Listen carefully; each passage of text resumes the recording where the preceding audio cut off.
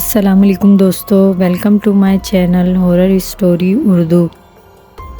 بہت عرصے پہلے کی بات ہے جب میں نے پہلی بار ایک استاد کی حیثیت سے شہر سے 10 کلومیٹر دور ایک سرکاری اسکول کے وائس پرنسپل کا منصب سنبھالا تھا۔ اسکول کی عمارت رہائشی مکانات سے ذرا الگ تھلگ بنی ہوئی تھی۔ شہر دور ہونے کی وجہ سے مجھے رہنے کے لیے ایک مکان کی اشد ضرورت تھی۔ مکان کی تلاش کے حوالے سے میں نے اپنے اس مسئلے کے حل کے لیے اپنے اساتذہ دوستوں سے ذکر کیا تو وہ کہنے لگے، اسد صاحب آپ کو فکر کرنے کی ضرورت نہیں ہے، آپ کو ہم 2 کمروں کا ایک چھوٹا سا مکان لے دیں گے۔ میرے استفسار پر انہوں نے بتایا کہ یہیں قصبے میں ایک ایسی بیوہ عورت رہتی ہے جس کا شوہر سانپ کے کاٹنے سے ہلاک ہو گیا تھا۔ اس نے اپنے مکان کو جو کہ 4 کمروں پر مشتمل تھا اس میں ایک دیوار کھڑی کر کے اسے 2 حصوں میں تقسیم کر لیا اور ایک حصہ کرائے پر دے دیا جو کہ اب خالی پڑا ہے، لہٰذا ہمارا مشورہ مانے تو وہ مکان آپ کے لیے انتہائی مناسب رہے گا۔ میں نے زیادہ پوچھ گچھ مناسب نہ سمجھی اور اسکول کی چھٹی کے بعد میں ایک استاد کے ساتھ اس بیوہ کے مکان کی جانب چل دیا۔ ہم تھوڑی دیر میں بیوہ کے مکان پر پہنچ گئے۔ مکان ایک اونچے چبوترے پر بنا ہوا تھا، اس کے 2 دروازے تھے۔ ہم میں سے ایک نے آگے بڑھ کر ایک بڑے دروازے کی کنڈی بجائی تو کچھ دیر کے بعد اندر سے ایک بڑھیا نکلی جس نے سر پر میلی سی چادر اوڑھ رکھی تھی اور کپڑوں سے اس کی مفلوق الحال کا اندازہ ہو رہا تھا۔ سلام دعا کے بعد ہم نے اس سے اپنے آنے کا مقصد بیان کیا اور پھر ضروری شرائط طے کرنے کے بعد میں نے اسے کرائے کے پیسے نکال کر اسی وقت دے دیے تاکہ وہ اس رقم سے اپنی ضروری حاجت وغیرہ پوری کر سکیں، اور پھر اسکول سے اپنا بیگ جس میں میرے ضروری کاغذات وغیرہ اور دیگر کپڑے اور سامان تھا لا کر بڑھیا کے مکان میں رکھ دیا۔ قصبے کے لوگوں نے میرے ساتھ تعاون کیا کہ مجھے ضرورت کی ہر اشیاء مہیا کر دی جس میں 2 عدد چارپائیاں بھی شامل تھیں۔ میں نے ان کا شکریہ ادا کرتے ہوئے ان سے چیزیں لے لیں۔ میں نے انکار کرنا مناسب نہ سمجھا کیونکہ مجھے تو خود ان کی اشد ضرورت تھی۔ روز و شب اسی طرح گزرنے لگے۔ گھر سے اسکول اور اسکول سے گھر آ جانا معمول بن گیا۔ سردی دن بدن زور پکڑتی جا رہی تھی۔ ایک دن میں قصبے کے دیگر 6-7 افراد کے ساتھ اپنے گھر کے کمرے میں بیٹھا مختلف موضوعات پر بات چیت کر رہا تھا کہ اچانک باتوں ہی باتوں میں بھوت پریت اور چڑیلوں کا ذکر نکلا۔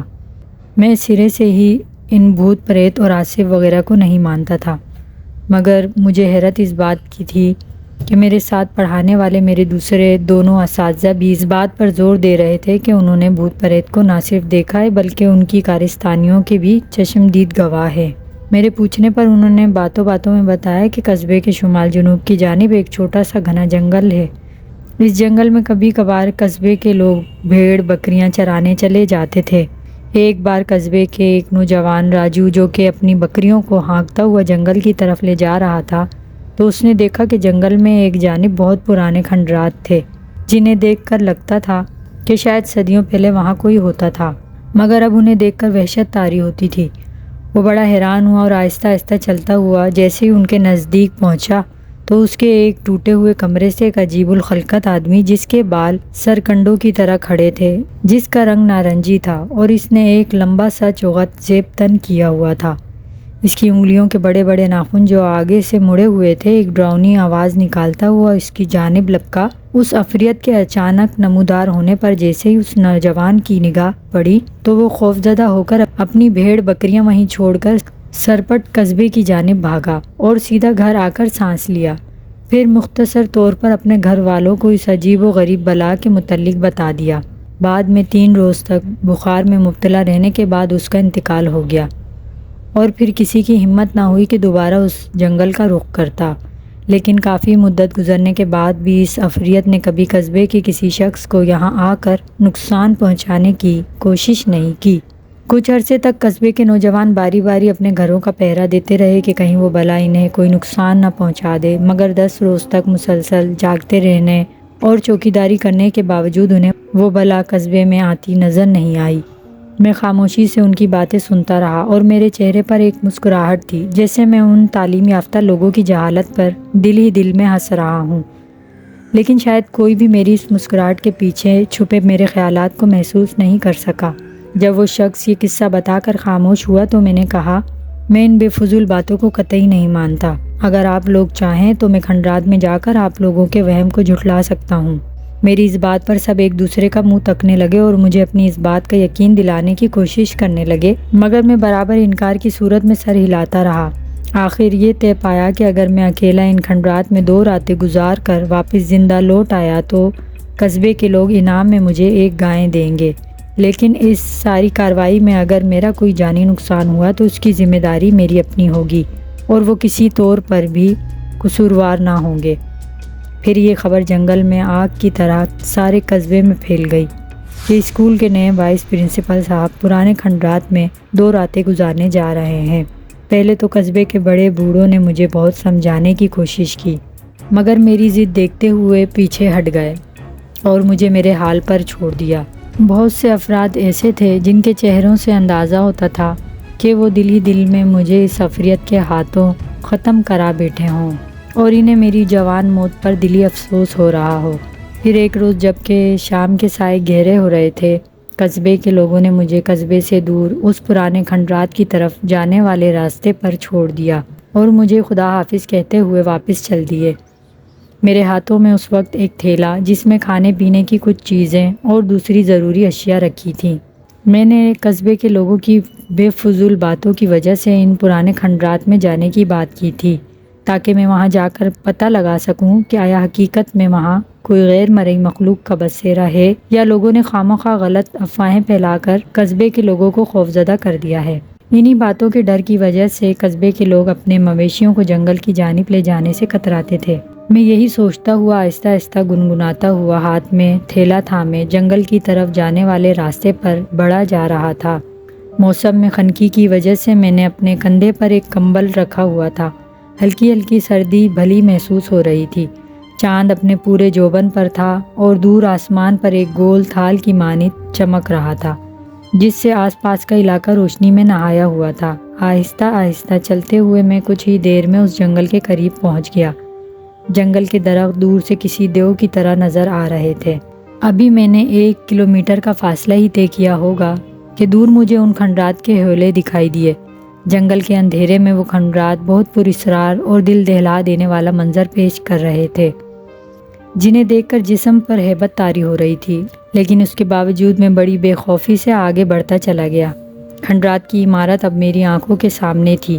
اس کے آثار سے معلوم ہوتا تھا کہ کسی وقت یہ عمارت بہت خوبصورت اور دیدہ زیب رہی ہوگی، مگر اب اس کی خوبصورتی نحوست میں ڈھل چکی تھی جسے دیکھ کر خوف آتا تھا۔ ایک لمحے کے لیے تو میں نے سوچا کہ واپس بھاگ جاؤں، مگر پھر میں نے اسے اپنی انا کا مسئلہ بناتے ہوئے کھنڈرات کی جانب پیش قدمی جاری رکھی، کیونکہ اس طرح واپس لوٹ جانے سے سارے قصبے میں میری بے عزتی ہوتی جو کہ مجھے قطعی قبول نہ تھی۔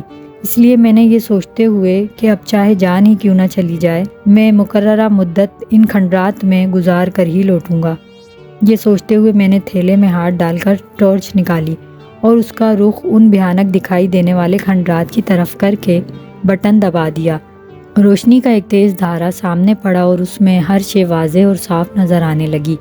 میں نے ہاتھ گھما کر کھنڈرات کے چاروں طرف روشنی پھینکنا شروع کی تو دیکھا کہ سامنے کے رخ ایک لمبا برآمدہ بنا ہوا تھا جس کی چھت کہیں کہیں سے ادھڑ کر زمین بوس ہو چکی تھی۔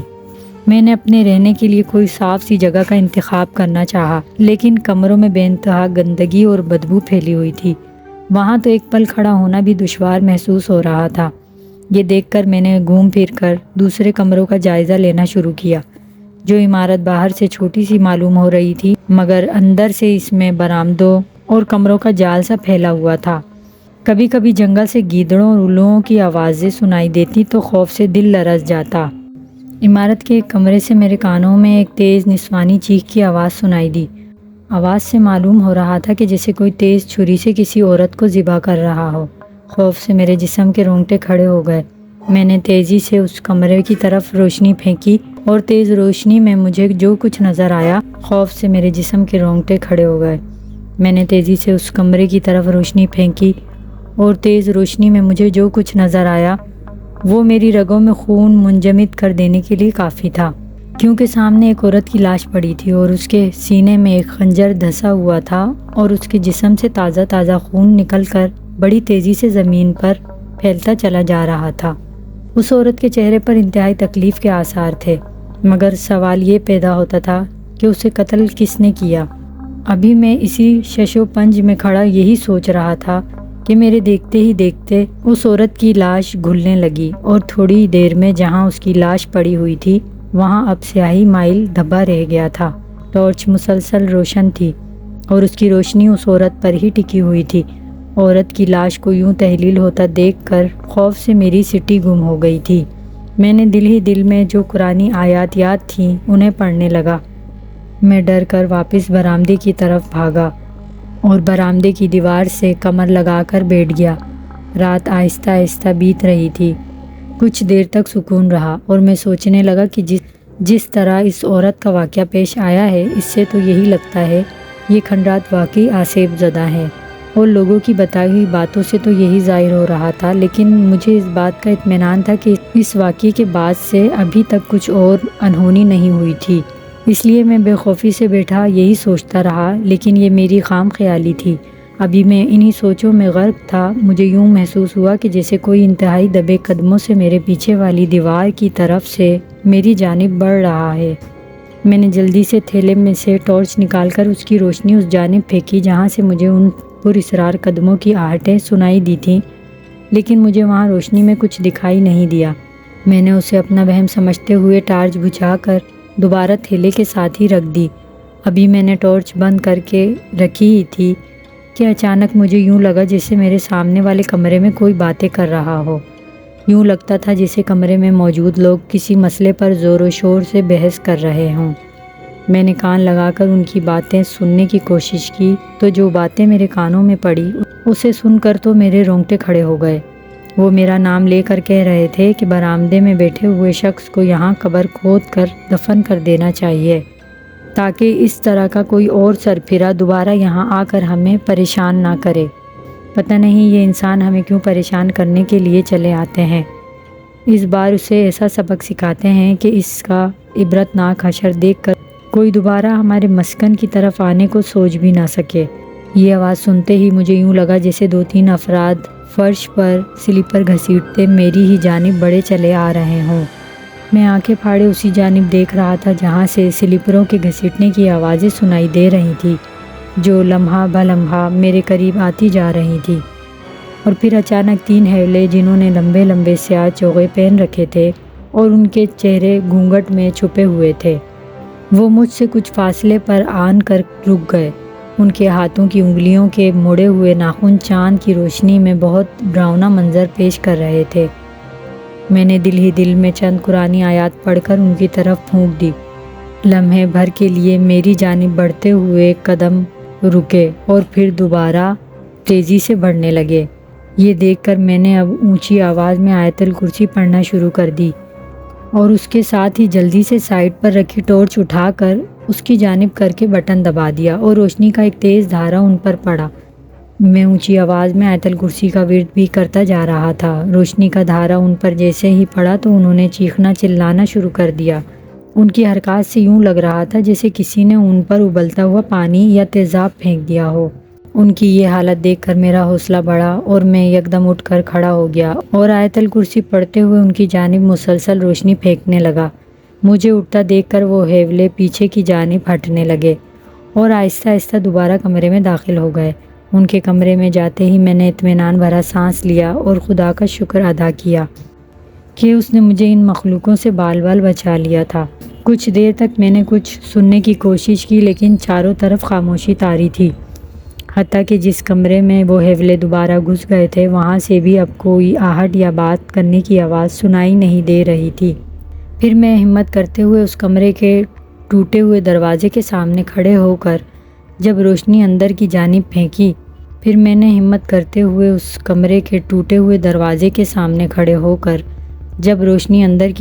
پھینکی تو وہاں بھی کمرہ خالی ہی تھا اور کوئی زی روح وہاں دکھائی نہیں دیا۔ یہ دیکھ کر میں نے ٹارچ بجھا کر دوبارہ اسے تھیلے میں ڈال دیا اور دوبارہ دیوار سے ٹیک لگا کر بیٹھ گیا۔ یہ رات کے 2 بج رہے تھے اور اب مجھ پر نیند نے اپنا غلبہ ڈالنا شروع کر دیا تھا۔ سچ کہتے ہیں کہ نیند کانٹوں پر بھی آ جاتی ہے۔ میں دیوار کے ساتھ ٹیک لگا کر اونگنے لگا ابھی میں نے نیند کا ایک جھٹکا ہی لیا ہوگا کہ اچانک کسی نے آواز دے کر مجھے پکارا۔ میں نے یکدم آنکھیں کھولی اور چونک کر سر اٹھایا، لیکن دور دور تک مجھے کوئی دکھائی نہ دیا۔ مجھے بڑی حیرت ہوئی کہ کس نے میرا نام لے کر پکارا اور ابھی کہیں دکھائی بھی نہیں دے رہا تھا۔ ابھی میں یہی سوچ رہا تھا کہ حیرت سے میرا منہ کھل گیا۔ چند فاصلے پر میرے سامنے کٹا ہوا ایک انسانی سر رکھا ہوا تھا، جس کے آنکھوں سے روشنی کے دھارے نکل رہے تھے اور اس کی کھلی ہوئی سرخ آنکھوں میں جیسے خون اتر آیا تھا۔ اس کی گردن سے کٹا ہوا سر، جس میں سے گاڑھا خون نکل رہا تھا، جو فرش پر تیلاب کی صورت میں اکٹھا ہو رہا تھا۔ سر کے بال سرکنڈوں کی مانند کھڑے ہوئے تھے اور اس کی آنکھوں سے نکلنے والی روشنی کا دھارا سیدھا میرے چہرے پر ہی پڑ رہا تھا۔ کٹے ہوئے سر کے جبڑوں سے لمبے اور مڑے ہوئے دانت صاف دکھائی دے رہے تھے۔ میں خوف اور دہشت سے اس کی جانب دیکھنے لگا۔ کچھ دیر تک سر خاموشی سے مجھ پر روشنی پھینکتا رہا۔ اس کے بعد وہ زمین سے ایک پتنگ کی صورت اوپر کی جانب اٹھنے لگا۔ میں اس پر نظریں جمائے دیکھتا رہا۔ سر آہستہ آہستہ اوپر اٹھتا عین میرے سر کے اوپر آن کھڑا ہو گیا اور اس میں سے ٹپکتا ہوا بدبودار خون ایک پتلی سی دھار کی صورت میں مجھ پر گرنے لگا۔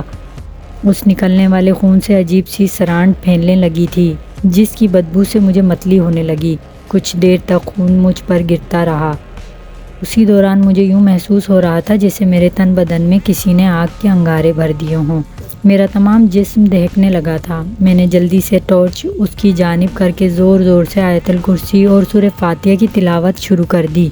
میرے منہ سے قرآنی آیات کے الفاظ سنتے ہی وہ سر چیختا ہوا یوں غائب ہو گیا جیسے اس کا کوئی وجود ہی نہ ہو۔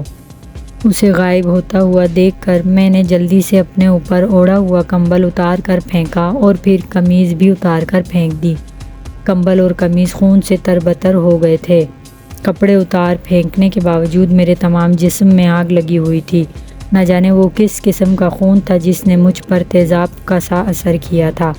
پھر آہستہ آہستہ آگ کی گرمی کم ہونا شروع ہوئی تو میں نے کمبل کے بچ جانے والے خشک حصے سے اپنے بدن اور سر سے خون صاف کرنا شروع کیا، جو کہ اب پپڑیوں کی صورت اختیار کر چکا تھا۔ خون صاف کرنے کے بعد میں نے تھیلے میں سے ایک صاف قمیض نکال کر پہنی اور کمبل کو ایک طرف رکھ دیا کیونکہ وہ خون سے بھرا ہوا تھا۔ پھر ساری رات میری آنکھوں سے نیند غائب رہی اور میں اس کٹے ہوئے سر کے متعلق سوچتا رہا۔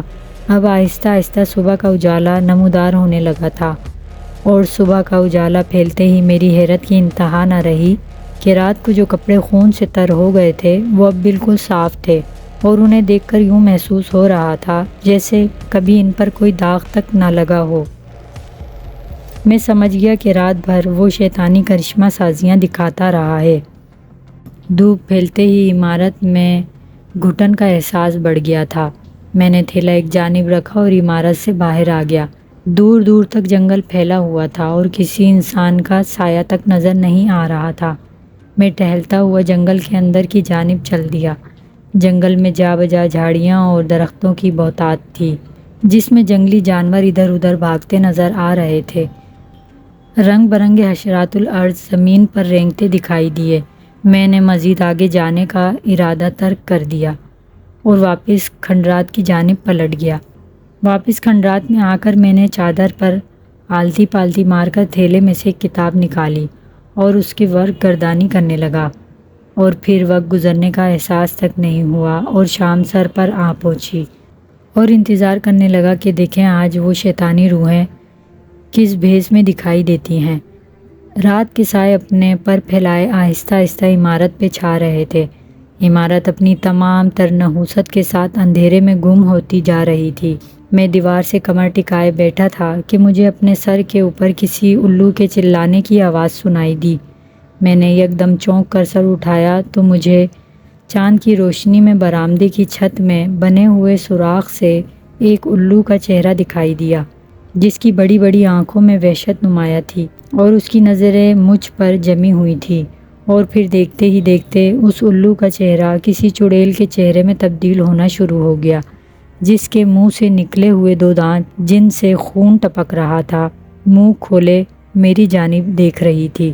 میں خوفزدہ نظروں سے اس کو دیکھ ہی رہا تھا کہ اچانک وہ غائب ہو گئی اور پھر یوں لگا جیسے کسی نے میری کمر میں خنجر گھونپ دیا ہو۔ تکلیف کی شدت سے میرے منہ سے ایک دردناک چیخ نکل گئی اور میں نے گھبرا کر اپنے پہلو پر ہاتھ رکھ لیا جس میں سے تازہ خون نکلنے لگا تھا۔ میں نے سر گھما کر دیکھا تو میری بائیں جانب وہی چڑیل کھڑی کہکے لگا رہی تھی۔ میرے جسم کا سارا خون جسم میں جم گیا تھا۔ میں نے درد سے بلبلاتے ہوئے منہ ہی منہ میں آیات پڑھیں اور اس کی جانب پھونک مار دی۔ جیسے ہی اس پر پھونک پڑی وہ چیختی چلاتی ہوئی باہر کی جانب دوڑی۔ اسے واپس جاتا دیکھ کر میں نے خدا کا شکر ادا کیا۔ تھیلے میں سے ایک کپڑا نکال کر اسے پھاڑا اور اپنے پہلو پر باندھ دیا۔ چڑیل نے اپنا لمبا ناخن میرے پہلو میں گھسیڑ دیا تھا جس سے میرے جسم کا کافی خون بہہ نکلا تھا۔ مسلسل خون بہنے کی وجہ سے مجھے نقاہت محسوس ہو رہی تھی۔ میں نے تھیلے سے پھل نکال کر کھائے اور دیوار سے کمر لگا کر بیٹھ گیا۔ کچھ دیر تک بیٹھے رہنے کے بعد میں نے دیکھا کہ کمرے میں یکدم شور سا اٹھنے لگا۔ یوں محسوس ہونے لگا جیسے کمرے میں ہزاروں بدروہیں مل کر چیخ رہی ہوں۔ پہلے تو میں اسے اپنا وہم سمجھ کر جھٹلانے لگا، لیکن شور تھا کہ بڑھتا ہی جا رہا تھا۔ کچھ دیر تک شور کی آوازیں سنائی دیتی رہیں، پھر یکدم خاموشی چھا گئی اور اس قدر خاموشی تھی کہ مجھے اپنے دل کی دھڑکن صاف سنائی دینے لگی تھی۔ میں خوف زدہ نظروں سے اپنے چاروں جانب دیکھنے لگا۔ میں اب اس بات کا قائل ہو گیا تھا کہ جنوں اور بھوتوں کا وجود ہے اور یہ برحق ہیں۔ یہ سوچ کر میں نے دل ہی دل میں یہ پکا فیصلہ کر لیا تھا کہ صبح ہوتے ہی واپس قصبے کی طرف بھاگ جاؤں گا، کیونکہ اب مجھے اپنی جان پیاری تھی۔ میں اپنی ضد اور انا کی خاطر اپنی جان سے ہاتھ دھونا نہیں چاہتا تھا۔ ابھی میں یہی سوچ رہا تھا کہ مجھے یوں محسوس ہوا جیسے زمین ہل رہی ہو۔ پہلے تو میں یہ سمجھا کہ شاید زلزلہ آ گیا ہے، مگر عمارت اپنی جگہ ساکن تھی، لیکن زمین برابر ہل رہی تھی۔ پھر وقفے وقفے سے زمین میں ایک دھماکہ سا محسوس ہونے لگا۔ دیر تک زمین ہلتی رہی اور پھر یہ دیکھ کر خوف سے میرے منہ سے چیخ نکل گئی کہ میرے سامنے والی زمین سے ایک بدصورت اور کریہ شکل انسان، جس نے لمبا سیاہ چوغا پہنا ہوا تھا اور اس کے نتنوں کے بال اس کے ناک سے باہر لٹکے ہوئے تھے اور پیلے پیلے دانت باہر نکلے ہوئے تھے، زمین سے آہستہ آہستہ باہر نکلتا ہوا دکھائی دیا۔ اسے دیکھتے ہی میں نے یک دم کھڑے ہو کر ایک چھلانگ لگائی اور باہر کی جانب بھاگا، لیکن اس بدصورت شخص نے مجھے بھاگنے کا موقع ہی نہیں دیا اور وہیں کھڑے کھڑے اپنا ہاتھ لمبا کر کے میری قمیض پیچھے سے پکڑ لی۔ قمیض ہاتھ میں آتے ہی اس نے جیسے ہی مجھے اپنی جانب کھینچا تو قمیض کا ایک ٹکڑا پھٹ کر اس کے ہاتھ میں رہ گیا اور میں اچانک ایک زوردار جھٹکے سے باہر کی جانب جا گرا اور گرتے ہی اٹھ کر دوبارہ بھاگنے کی کوشش کی، مگر ایک ٹھوکر لگتے ہی پھر گر گیا۔ وہ خوفناک عفریت ڈراؤنی آوازیں نکالتی میری جانب بھاگتی چلی آ رہی تھی۔ اسے یوں اپنی جانب آتے دیکھ کر میں دوبارہ اٹھا اور پھر قصبے کی جانب رخ کر کے سرپٹ بھاگا۔ جیسے ہی میں ایک موڑ مڑا تو میرا سر ایک درخت سے ٹکرایا اور میں ایک جھٹکے سے زمین پر گر کر بے ہوش ہو گیا۔ نہ جانے میں کب تک یوں ہی رات بھر بے ہوشی کی حالت میں پڑا رہا۔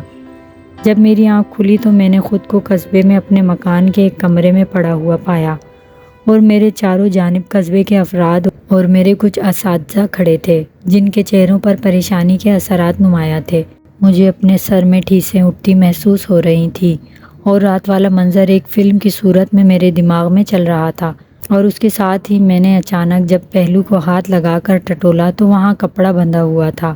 پھر میرے پوچھنے پر کہ میں یہاں کیسے پہنچا تو میرے اساتذہ حضرات نے بتایا کہ جب مجھے کھنڈرات کی جانب گئے 1-2 روز گزر گئے تو انہوں نے میری خیریت معلوم کرنے کی غرض سے ان کھنڈرات کا رخ کیا، تو مجھے کھنڈرات سے دور قصبے کی طرف آنے والے راستے کے درمیان لگے ہوئے ایک پرانے درخت کے پاس بے ہوشی کی حالت میں پڑے پایا، تو وہ مجھے اٹھا کر گھر لے آئے اور آج 1 روز کے بعد مجھے ہوش آیا ہے۔ پھر ان کے پوچھنے پر میں نے انہیں کھنڈرات میں گزرنے والے تمام خوفناک حالات کے بارے میں تفصیل سے بتا دیا۔ میری باتیں سن کر وہاں کھڑے لوگوں میں خوف پھیل گیا۔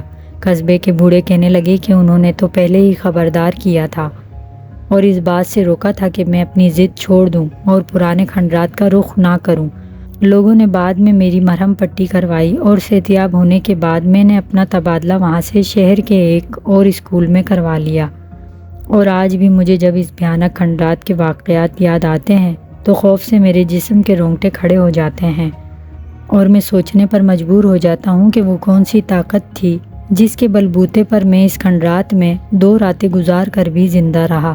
بے شک وہ قرآن کریم کی برکت تھی جس کی وجہ سے میں آج بھی زندہ سلامت اس دنیا میں موجود ہوں۔